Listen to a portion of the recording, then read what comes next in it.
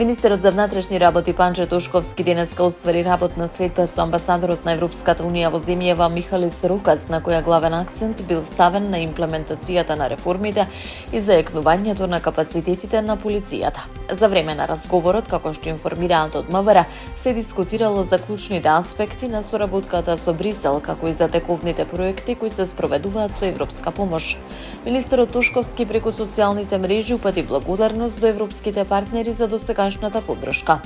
Оствари средба со амбасадорот на Европската унија во Македонија Михалис Рокас, на која разговаравме за реформските процеси, унапредувањето на капацитетите на Министерството за внатрешни работи и продолжување на силната партнерска соработка со Европската унија.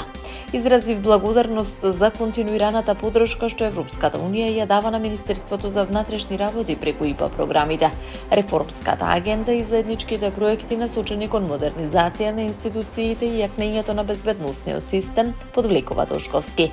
На средбата биле отворени прашања за регионалната безбедност, како и за засилување на контролата и соработката на граничните премини. Се разговарало за активностите во рамки на прекуграничната соработка, како и за заедничките приоритети поврзани со справувањето со современите безбедносни предизвици.